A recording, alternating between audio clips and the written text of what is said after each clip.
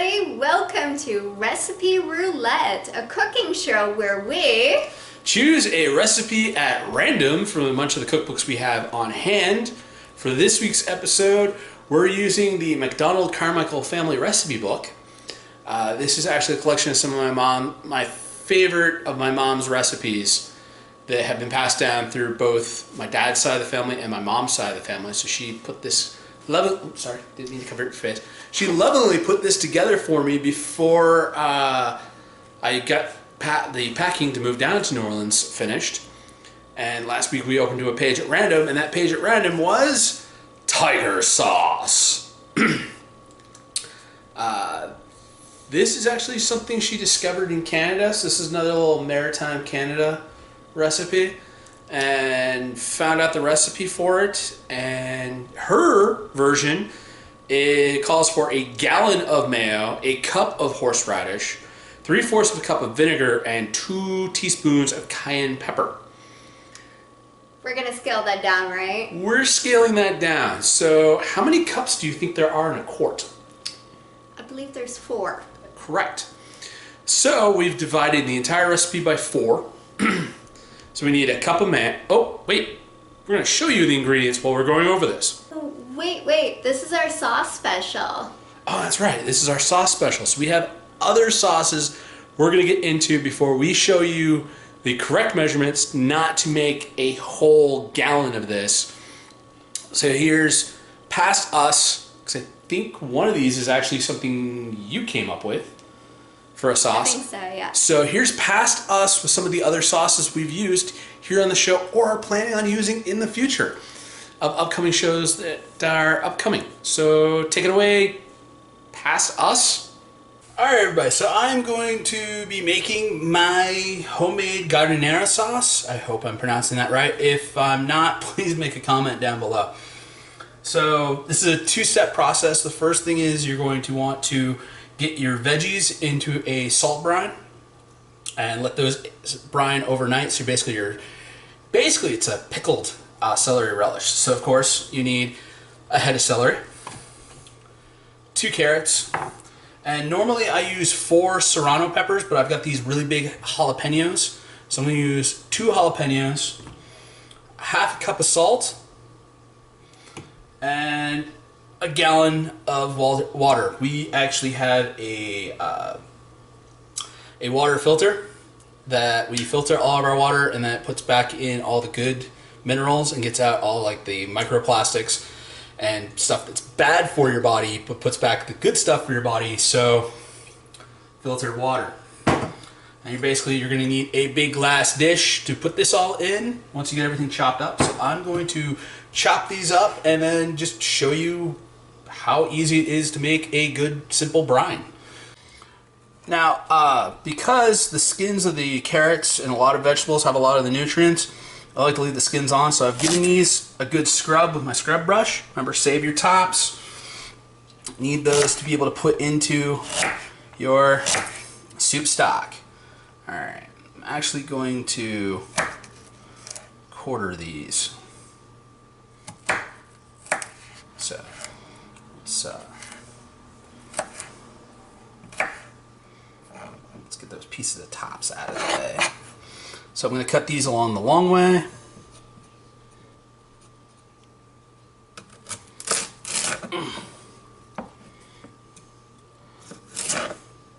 So I can get them to lay flat, and then cut them again.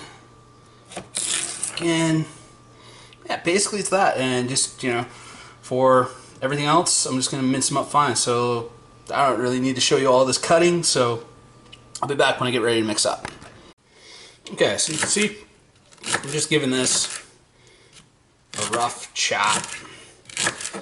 Not dicing it like I did the jalapenos or the carrots, because I really want this to be the big noticeable thing of the dish, and leave these pretty big so that way they suck up a lot of the brine, a lot of the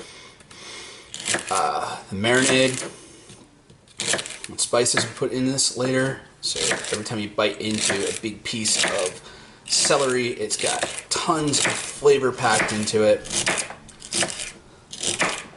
few more slices. Rough chop. So I got all my veggies cut up. Gonna grab my glass bowl, get it here to the edge of the cutting board, and just slowly, so I don't make a mess and get everything all over the floor, I'm just gonna slide it down in. Left a good amount of the seeds from the peppers in this because they're gonna be one of my extra spices put in there. So instead of using hot pepper flakes, I've got the natural seeds right in there. Also contribute to this brining, marinating process. Get a little... I feel like if you don't marinate the peppers as part of the process, they're going to be really hot, and it's just going to be the heat's going to be, and the spice is going to be located just in the peppers. Give that a good toss around. Get everything all mixed up here. We don't have a pepper pocket, a carrot pocket, and a celery pocket. You want to have everything mixed. All right, and then we just half cup of salt, gallon of water. Just need to make sure that everything's covered. Don't need to use the whole thing. Then grab a wooden spoon.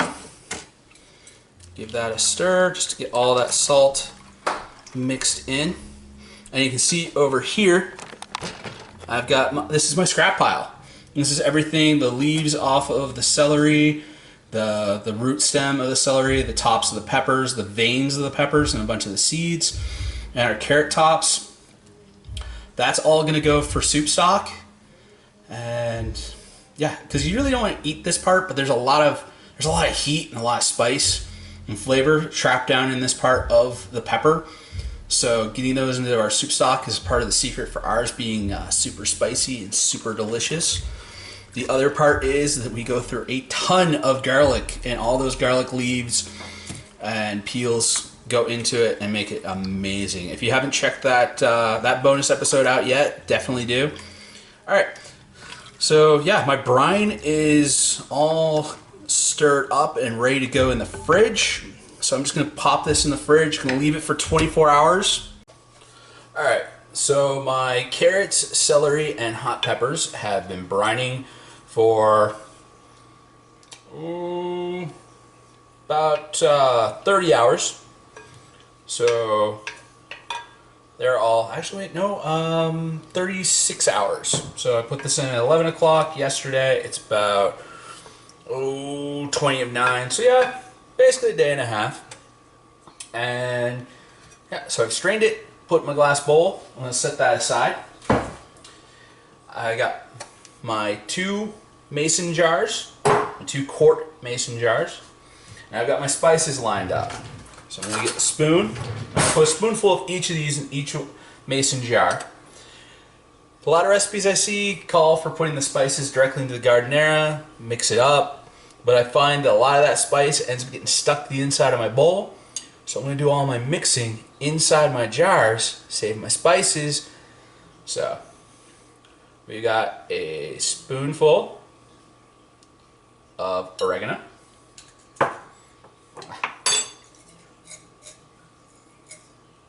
1 bay leaf, spoonful of onion powder. Oh, that is way too much onion powder. Onion powder overload. Onion powder overload. We're going to top about half of that off. Alright.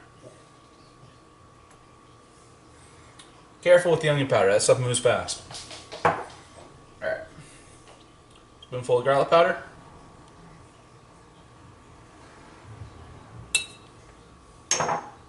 Spoonful of celery seed. And about a half tablespoon of ground mustard.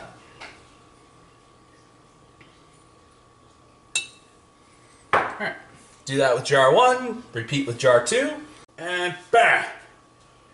Both my mason jars, perfectly spiced. Alright, so then we take the process of scooping all this delicious celery, carrot, and hot pepper into our jars. And we're we're gonna need to do, hang on, wait, I'm gonna try this power out again. Evenly distributed, TV magic. Alright, so now I've got the spices in here. I need the vinegar and the olive oil, which I forgot to get, so vinegar and olive oil. Always remember, when you teleport, you have to hop, or else your feet will possibly get attached to the floor that you're landing on. I don't know why, it's just part of the rules.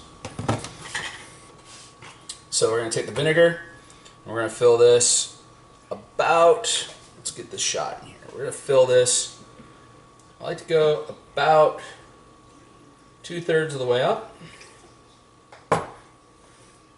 with vinegar.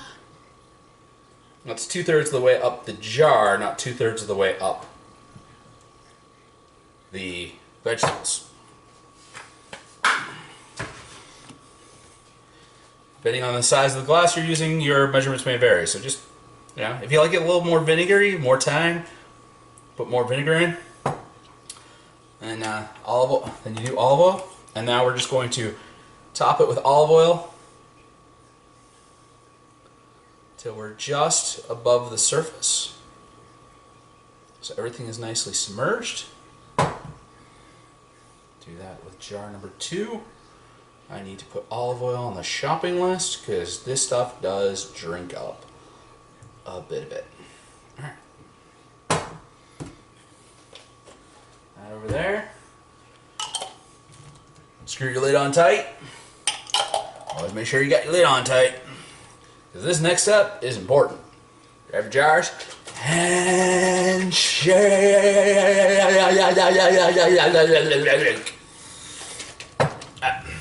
You want to make sure you turn upside down. Just shake it vigorously. You want to get all those spices moving and sitting through. Now you can put this right straight in the fridge to start chilling, but I like to leave it actually out on the countertop overnight. There's so much salt, vinegar, olive oil, all that stuff is antimicrobial. There's no way any bacteria can pretty much live in this with how much salt and vinegar. The acidity level of this, yeah, you're safe. Don't worry about it. Especially if it's if it's like 100 degrees, yeah, no. But if it's something like this where it's down to like the 60s, definitely able to leave it out overnight, let it marinate, let it sit, because depending on what temperature you have your fridge set on, we have ours set pretty high. The oil and the vinegar, of course, sitting here naturally, they are going to separate. You know, it's oil and vinegar. But your oil will congeal if you have your fridge too cold like we have ours. And that's not going to allow the flavors to meld through the oil and blend. It's not, it will in the vinegar, because, you know, vinegar is still liquid. But just leave those overnight sitting on the countertop. Give them about a good 24 hours to marinate. Then pop them in the fridge, and you're good. And looks like the pizza's ready. So, thank you for this segment. Okay. Sorry, before I do that, I just want to say about pesto. One thing I love about pesto is how versatile it is. I know most people make it with basil, and I love it with basil, don't get me wrong. You can also make it with parsley, mint. You can put in arugula. You can make it with kale, I think. Never tried that. You can make it with hemp leaves, apparently, too. But tonight I'm using carrot top leaves. And one reason for this is because I had them around. We got a huge bunch of carrots from the farmer's market, and they were complete with the leaves. And, you know, as we've said many times, we don't like to waste around here. So I took the tops of those carrot leaves, ripped them all apart, and the long part of the leaf put those over into soup stock. So yeah, not wasting. But yeah, in addition to that, I've got about 2 cups of packed carrot leaves here, and I've pulled out 2 cloves of garlic. Of course, you can up or minus that to suit your taste. I've got about 2 tablespoons of almond slices. Again, something you can leave out, you can put in a different kind of nut. The most common is pine nuts. They are really expensive. I had almonds on hand, so that's what I went with. I'm going to use about 1/3 of a cup of grated Parmesan. And again, you can use lots of different cheeses for this. Parmesan is definitely the most popular. I've made it with Gouda before. It was really, really good. I'm going to use about 1 cup of extra virgin olive oil. That is something you pretty much want to go with. I suppose you could do it with a different oil, but olive oil is definitely going to give you the best flavor. And salt and pepper to taste. It's also great if you want to add some lemon in. I'm not putting that in tonight, but you can add different herbs, spices, so experiment. Make it to your liking. Okay, so basically it's just all going to go into the blender. So you get the leaves.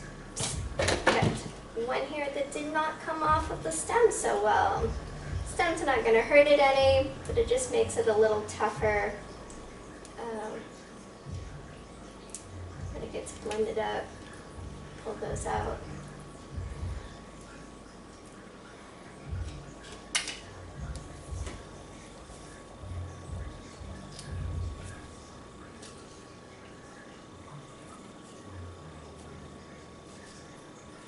All my leaves in here. Just wash them so they're all kind of sticky. Not wanting to leave the service.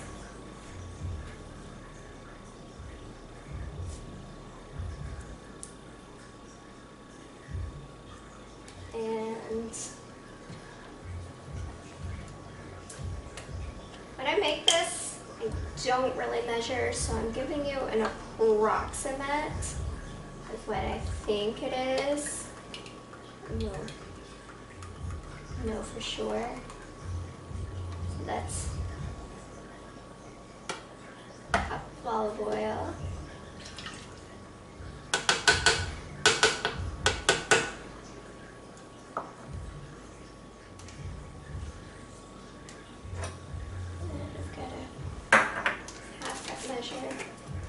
Instead of 1/3, but we'll go with 1/2. We like cheese. You can't ever really have too much cheese, right? Right. Gatsby would agree. And one of the great things about using the blender to make stuff, you don't have to worry about mincing or pressing your garlic. Toss it in. And my almonds for that nice crunch.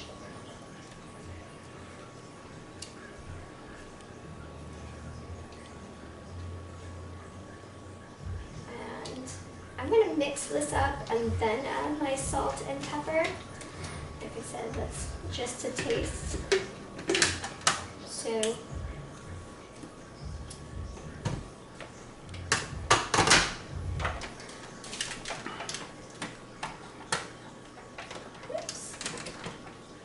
we good with that? So I had to add 1/2 cup of avocado oil because I didn't have enough. Like I said, I don't really measure this beforehand usually, and we ran out of olive oil. So I need a little bit more oil than I was anticipating.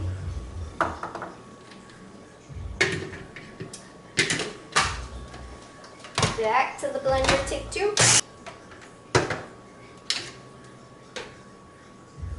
That's a nice consistency now. Some leaves stuck on the blade there. Peel them off. Okay, I'm gonna add some pepper.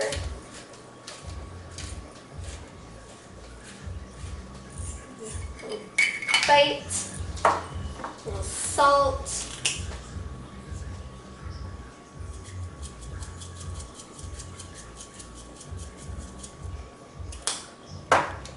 And back to the blender.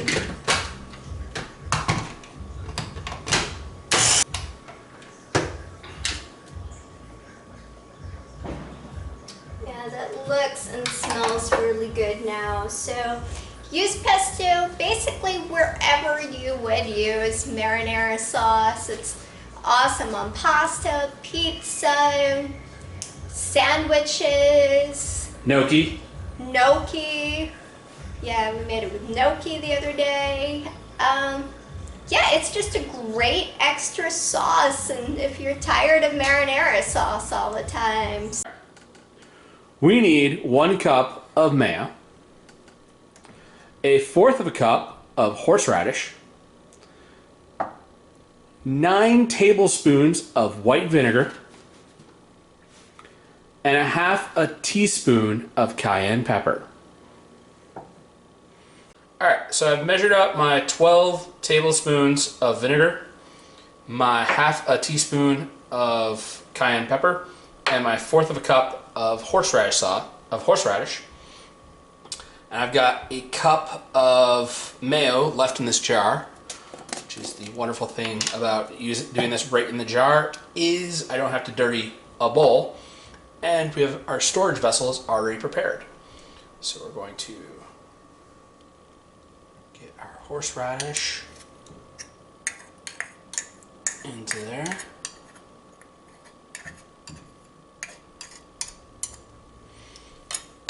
Pour our vinegar into here, a little swirl,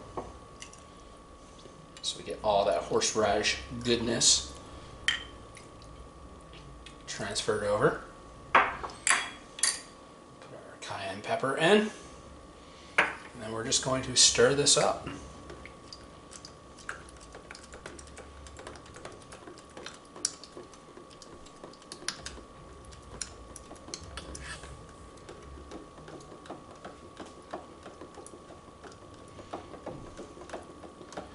And just slowly just work it all together, get everything nice and mixed up. And then bam, tiger sauce. And you gotta say it like that. You gotta say tiger sauce.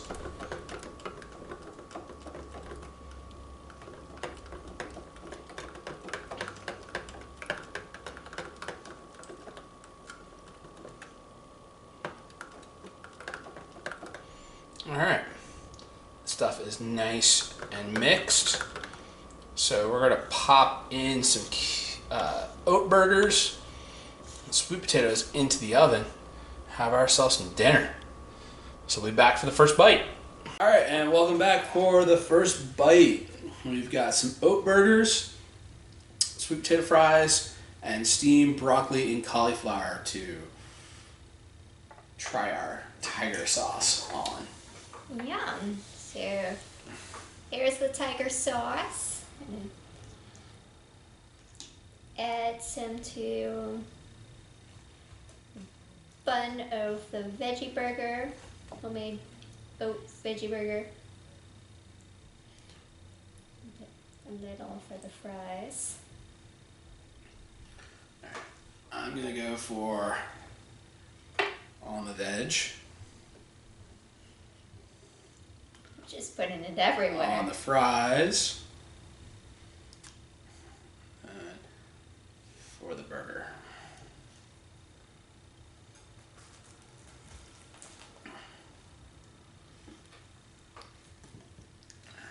Okay.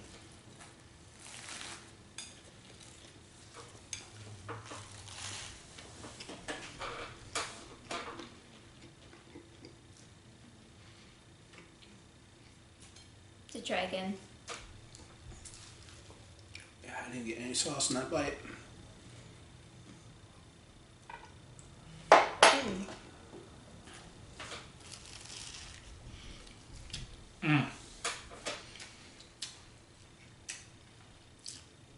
There's the sauce. Yeah, there's the sauce that time, and definitely good. I want to get one more sample of it on something else.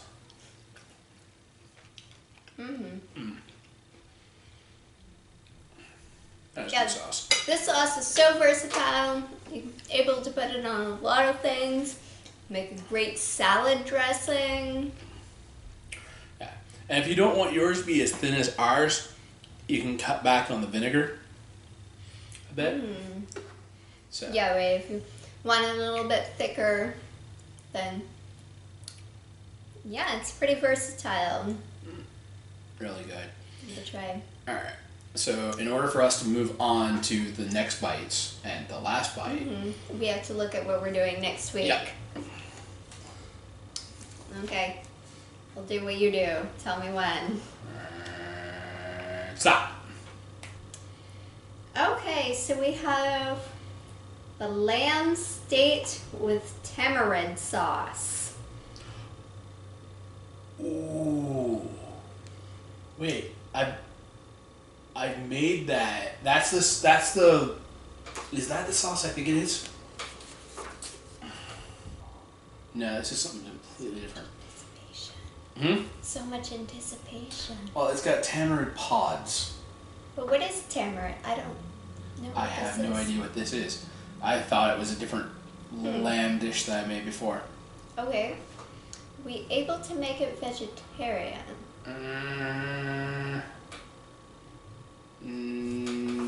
Probably no. We got schoolyard chicken satays, or Jakarta chicken satay. Can I see?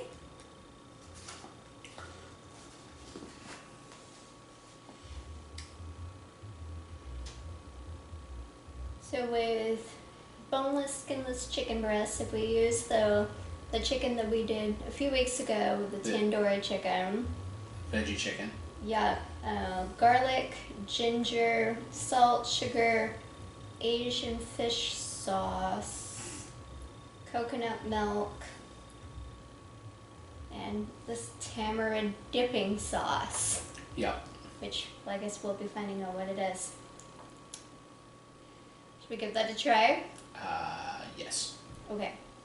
So we'll see you back next week with schoolyard veggie chicken steaks. Satay. Satay? Satay. S-A sa and T-E. Ah, T. we'll find Satay. out satay. Satay. Okay, we'll see you back next week with that. And if I'm mispronouncing that wrong, please write it down below. Peace. It'd be great if we could like trim some of that. Because I think there's huge pauses where we're doing nothing. Should I do like the whole like SpongeBob a few moments later? Because I think I got that clip somewhere in the repertoire.